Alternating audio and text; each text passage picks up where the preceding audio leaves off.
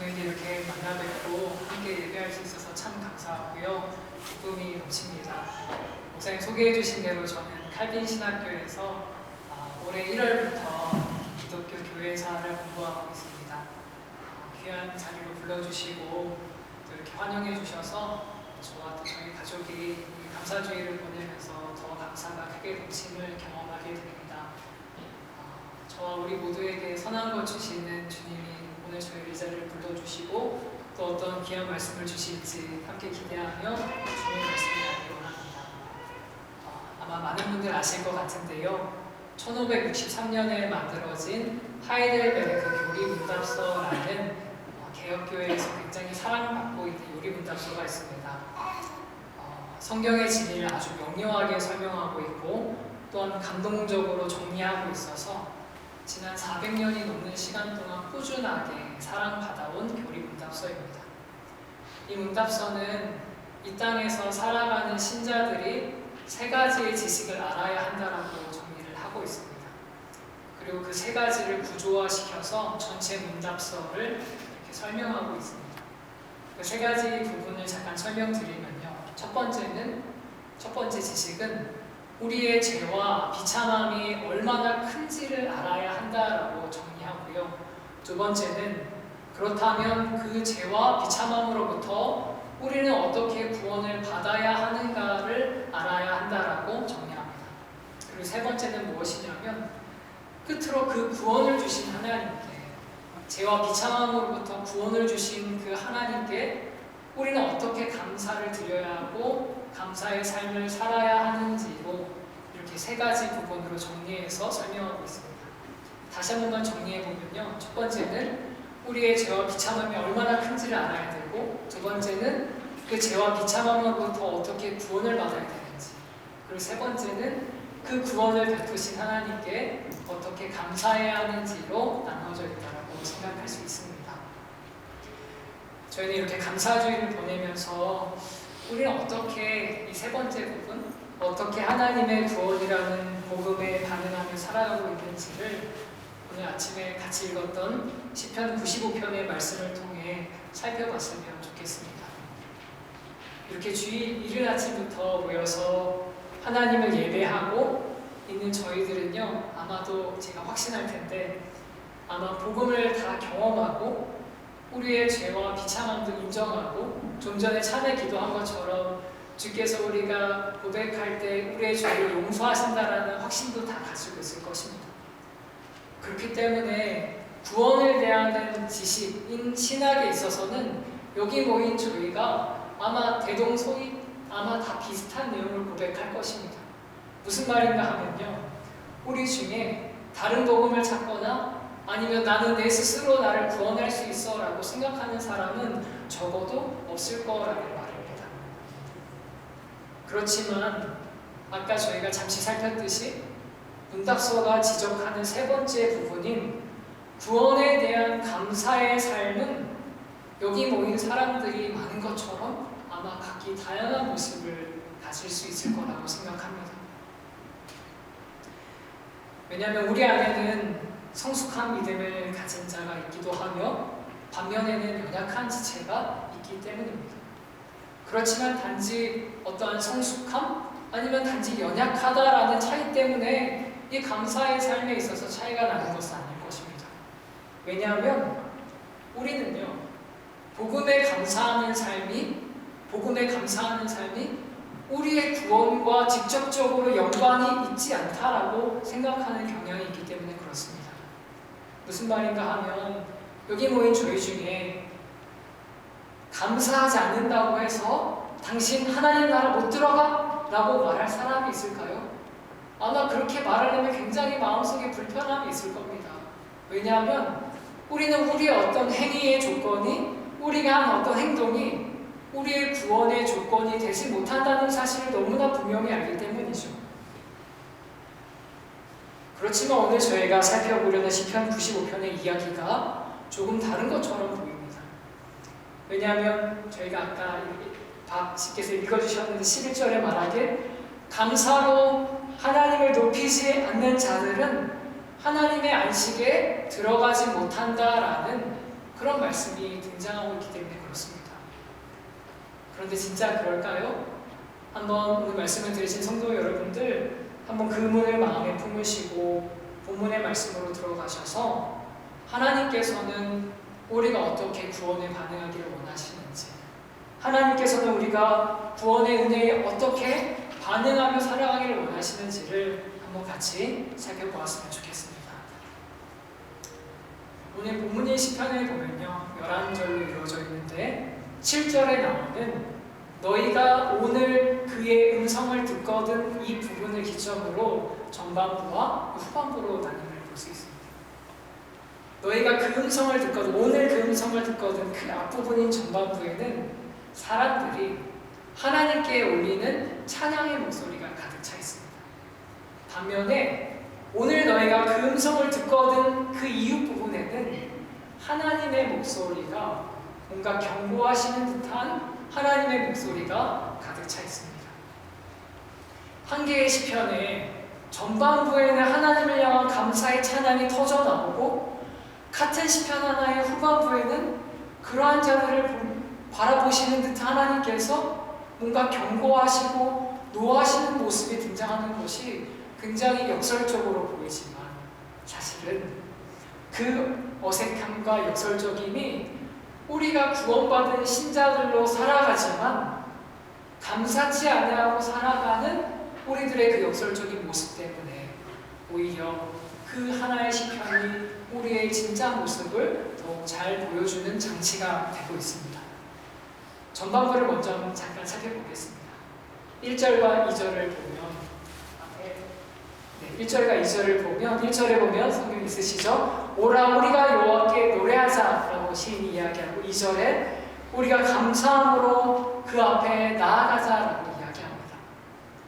시인이 지금 뭐라고 이야기하냐면 우리의 구원의 반석이신 하나님께 찬양을 하자라고 이 시편을 읽고 있는 사람들에게 초청하는 거죠.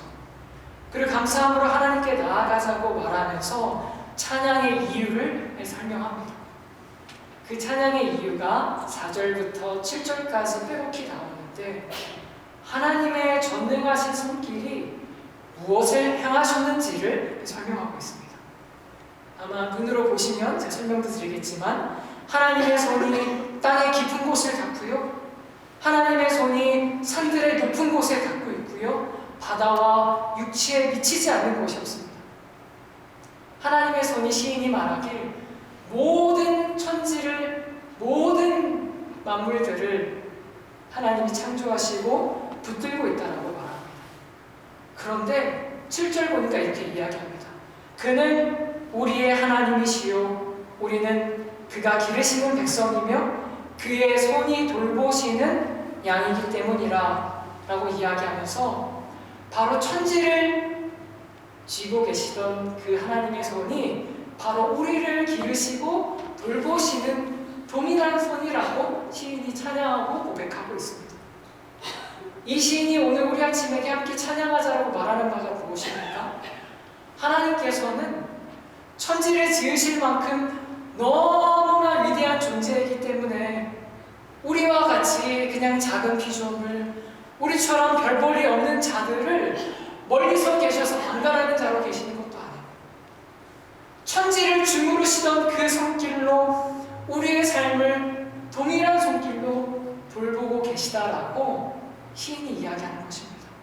우리와 멀리 계시는 분이 아니고, 우리와 관계없는 분이 아니시라 우리와 가까이 계시고 우리를 기르시고 그분의 손길로 오늘도 우리를 주목하고 계시다라는 것을 시인이 이야기합니다.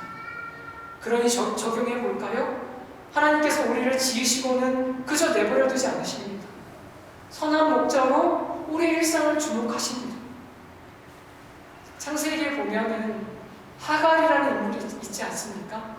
그 하갈조차도 쫓겨날 때 하나님이 덤불 아래 이스마엘과 같이 있었을 때 그의 일상을 주목하고 계셨습니다. 그분이 선한 목자로 우리의 일상을 주목하시고 우리의 하루들을 이끌어 가신다라고 시인이 고백하고 우리도 고백할 수 있는 내용인 것입니다. 우리를 죄와 비참함으로부터 건져내시고 그분이 우리를 버려두시는 것이 아니라 그저 일생일대에 한 번만 복음 듣고 구원받게 하시고 끝내시는 것이 아니라 구원받은 이후에도 내버려 두는 것이 아니라 선한 목자이신 구주가 나를 아시고 손수 그분의 손길로 그의 양떼 하나하나를 돌보신다라는 사실입니다. 바로 이 고백이 오늘 시편 기자가 찬양하는 이유이자 동일한 이유로 우리가 감사의 찬양을 우리 아버지 하나님께 올려드릴 이유가 되기도 합니다. 그분이 우리를 아십니다. 그분이 우리를 아십니다. 그분이 우리의 체질을 아시고 그분이 우리의 하루를 아십니다. 저는 이번 가을 학기를 시작하기 전에 오리엔테이션이 있어가지고 참여를 해야 했습니다. 여러 가지 프로그램들이 있었는데 그 중에 저희 학교가 속한 교단이 CRC라는 교단이거든요. 이 교단에 소개하는 프로그램이 있었습니다. 그때 강사로 저희 학교에서 조직신학을 가르치고 계시는 핀스트라라는 교수님이 오셨는데 저는 그 교수님을 한 번도 뵌 적이 없거든요. 초면이었는데 제가 뭔가를 질문했었을 때 이미 저를 알고 계시고 제가 학교에서 뭔가 작은 일을 맡고 있는데 너가 그 일을 하고 있지라고 알아봐 주시는 거예요. 그런데 제 마음이 작은 강의실에서 막 콩닥콩닥콩닥 뛰면서 저 교수님이 왜 나를 알고 계시지? 왜 내 이름을 알고 계시고 내가 어떠한 학생인지 알고 계시는 거지? 막 이렇게 뭔가 기쁨이 있는 겁니다. 제 마음이 너무나 기대치가 낮아서 그런 게 아니라 저희 다 그런 거 아닙니까? 뭔가 누군가가 우리를 알아봐 줄 때 뭔가 나보다 조금 나은 것 같은 어른이 뭔가 나보다 좀 더 괜찮은 것 같은 사람이 누군가 나를 알아봐 줄 때 우리는 거기에서 오는 기쁨이 있고 감격이 있는 거 아니겠습니까? 시인이 여기에서 느끼는 감격이 무엇입니까? 오늘 찬양하고 있는 이 시편 기자가 환호하는 바가 무엇입니까? 그가 이야기하는 것이 무엇이냐면 그 위대하신 하나님이 나를 아시고 나와 상관이 있고 나와 관련이 있는 자로 계시다라는 것이 이 시인이 오늘 아침에 함께 찬양하고 있는 내용인 것입니다. 그런데 그저 이름만 아시는 것이 아니라 그저 작은 상관관계만 있는 것이 아니라 그는 우리의 선한 목자로 자신의 목숨까지도 내어주기를 원하셨던 선한 목자로 계시다는 감격이 있는 것입니다. 그러니 사랑하는 함께언약 장로교회 성도 여러분들, 우리에게도 이 시인과 같은 두근거림이 있게 해달라고, 하나님이 나를 주목하시고 하나님이 나를 사랑하시다는 사실 때문에 나도 이 시인처럼 하나님께 노래할 수 있게 해달라고, 하나님께 감사할 수 있게 해달라고 이 감사주의를 보내면서 더욱더 하나님의 은혜를 구하는 저희가 되었으면 좋겠습니다. 오늘 시편의 두 번째 부분은 이스라엘이 출애굽 이후 광야에서 이렇게 우리는 40년 정도 시간을 보낸 거 알고 있지 않습니까? 마실 물이 없어서 하나님께 원망을 했던 출애굽기 17장의 역사적 배경을 다시 소환하는 내용을 담고 있습니다. 이 출애굽 백성들이 어떤 백성들이었습니까? 출애굽을 경험했었을 때 홍해가 갈라지는 것을 경험하던 자들입니다. 그래서 시편의 전반부와 같이 하나님을 날마다 찬양했던 자들이었습니다. 광야에서 불기둥을 만나고 때마다 시마다 하늘에서는 메추라기가 떨어지고 땅에서는 만나가 피어오르는 삶을 경험했다 보니까 저희가 어렸을 때 배웠던 찬양처럼 우리 하나님은 그 힘 있고는 있어 못할 일 전혀 없네, 이런 찬양이 막 나오는 거 아니겠습니까? 이 출애굽 백성들이. 그런데 참 뭔가 별일 아닌 것 같은 하나의 사건이 이 감사의 찬양을 딱 그치게 만듭니다. 그것이 출애굽기 17장과 오늘 시편이 다시 회상하고 있는 바로 무리바 지역, 마사라는 지역에서 이루어졌을 때 일어났던 한 사건이었습니다. 출애굽기 17장 1절과 2절을 보면 이렇게 묘사가 됩니다. 제가 읽어드리겠습니다. 거기서 백성이 목이 말라 물을 찾으매 그들이 모세에게 대하여 원망하여 이르되 당신이 어찌하여 우리를 애굽에서 인도해 내어서 우리와 우리 자녀와 우리 가축이 목말라 죽게 하느냐라고 이렇게 백성들이 원망을 합니다. 그런데 한번 생각해 보시겠습니까? 계속 광야를 이동해야 됐던 이스라엘 백성들. 민수기는 싸움에 참가할 수 있는 남성의 수만도 60만 명이 넘었다라고 이야기하는데 얼마나 많은 무리들이겠습니까? 아마 이 어려운 일을 넘어서 불가능한 일일 수밖에 없습니다. 만나와 메추라기처럼 하나님의 공급하심이 아니면 구할 수 없는 게 물입니다. 그런데 여기 출애굽기 17장 지금 무리바 지역은요 단순히 광야 초창기에 있었던 사건이 아니라요 민수기와 신명기를 같이 통해서 보면은 이미 광야에서 아마도 38년이라는 시간을 보낸 이후에 이 출애굽 백성들의 고백이라는 사실입니다. 무슨 말이죠? 광야에서 만나를 경험하고 메추라기를 경험하고 바위에서 물이 터져 나오는 것을 경험했던 그러한 애국 백성이라는 사실인 거죠. 하나님께서 물을 공급하셨던 일을 너무나 오랜 시간 동안 경험했던 자들이라는 것입니다. 그러니 오늘 본문 9절에서 하나님 뭐라고 말씀하십니까? 그때 너희 조상들이 내가 행한 일을 보고서도 감사치 않고 나를 시험하고 조사하였도다라고 그런 말씀이 등장하는 것입니다. 그들이 구원을 경험하고 하나님의 돌보시는 손길을 경험하고서도 하나님을 시험하는 자들로 하나님께 감사하지 않는 자들로 있었다라고 하나님 말씀하시는 겁니다. 히브리서 3장을 보면 똑같은 이 역사적 사건을 회상하면서 이렇게 이야기합니다. 하나님을 경록해 하신 사건이 그때 일어났다고.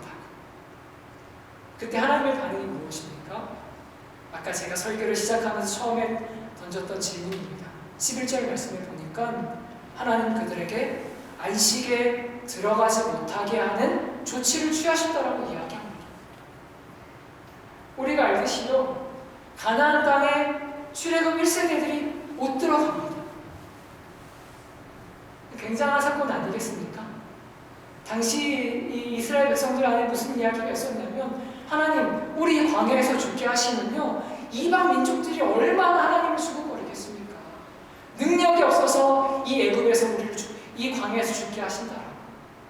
그러니 이 광야 이 1세대가 가나안에 들어가지 못한다는 것은 자칫하면 하나님께서도 불명예를 사실 만한 일일 수 있는 것입니다. 그럼에도 하나님께서 성경의 교훈이자 기록으로 이렇게 남겨두셔서 구원과 복음을 받고서도 누리면서도 하나님께 감사하지 않는 자들을 경고하시는 것입니다. 성도 여러분들, 하나님은 우리에게 왜 경고하시는 것일까요? 하나님 나라에 거할 곳이 부족하니까 너까지 들어오면 안 된다라고 그 걱정 때문에 하시는 것입니까? 우리를 못 들어가게끔 하시려는 것입니까? 아니죠. 우리가 알듯이 그분은 우리의 선한 목자이시지 않으십니까? 하나님께서 이렇게 우리에게 강력한 경고를 주시는 것은 말씀하시듯이 출애굽 백성들이 갔던 길을 따르지 말라는 것입니다. 경고하시는 것은 그것은 기회를 주시는 거죠. 경고하시는 것은 앞으로는 그러지 말라고 다시 기회를 주시는 것입니다. 오늘 본문 7절 8절 말씀입니다.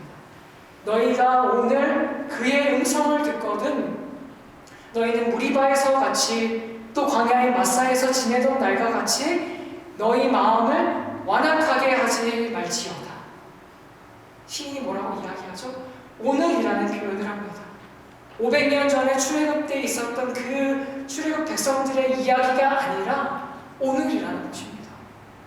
이 시를 받아들이고 있는 시를 듣고 있는 함께 찬양하는 이스라엘 백성들 그리고 오늘 이 말씀 앞에 서 있는 저희들까지도 지금 우리에게 다시 기회가 주어지고 있다는 것입니다.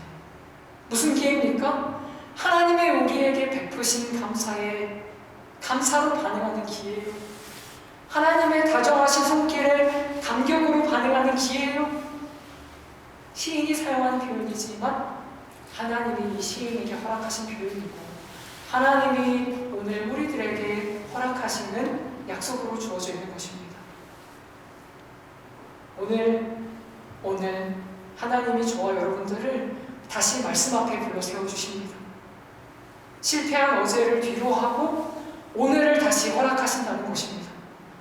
우리는 어제 못했던 것에 자꾸 발목이 묶여서는 앞으로 더 나아가지를 못하는데 하나님이 진도를 쫙 빼시는 겁니다. 어제만 매여있지 말고 실패한 어제들에 매여있지 말고 그때 조금 불평했어도 그때 조금 하나님을 원망했어도 덜 감사했어도 오늘 다시 해보자.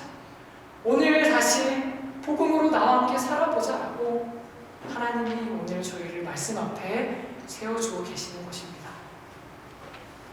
사랑하는 성도 여러분들, 오늘 말씀이 우리에게 무엇을 말하는 것입니까? 우리에게 너 어제 왜 그랬어? 라고 이야기하지 않습니다. 너 왜 어제 감사하지 못했어? 너 왜 이것밖에 감사하지 못하니? 너 왜 이렇게밖에 신앙생활하지 못하니? 이렇게 내게 이야기하지 않습니다. 하나님의 말씀이죠. 오늘 너희가 그의 음성을 듣거든. 우리에게 주님의 말씀이 또 들릴 텐데 하나님이 우리에게 다시 허락하실 텐데 그 음성을 들으면 순종하여 하나님께로 오라고 우리를 초청하고 있습니다. 그러니 성도 여러분들, 지난 날들에 다만 가슴만 치는 회개, 그냥 안타까워만 하는 신앙생활이 아니라 오늘을 허락하신 주님을 찬양하고 매주일 우리가 말씀 펼 때, 기도할 때, 찬양 들을 때 그때마다 다시 우리를 부르시고 내가 너와 함께하겠다 하시고 내가 너의 목자가 되어주겠다 하시고 내가 너를 사랑한다라고 하시는 주님 앞에 날마다 반응하셔서 하나님, 제가 오늘을 살아갈 힘을 주십시오. 못했던 어제들을 갚아내는 방법으로 살아가는 것이 아니라 주님, 제가 오늘을 허락하신 주님의 은혜를 구하면서 살아가겠습니다라는 마음으로 오늘을 허락하신 주님께 감사함으로 살아가는 저희 모두가 되었으면 좋겠습니다. 말씀을 마무리하려고 합니다. 하나님이 우리를 매일매일 오늘이라는 시간을 허락하시고 오늘이라는 시간 앞에 불러내십니다. 그 의미를 아시겠죠? 오늘 한번 나랑 잘 살아보자라는 주님의 초청, 내가 선한 손길로 인도할 거다라는 초청, 그 말씀 맞는 거죠. 그러니 우리도 이 시편의 후반부의 내용을 기억해서 하나님, 시편 1절부터 이 7절까지 있는 전반부의 찬양이 제 삶에 가득 넘치게 해주십시오라고 이 감사주의를 보내면서 하나님의 은혜를 더욱더 구하는 저희 모두가 되었으면 좋겠습니다.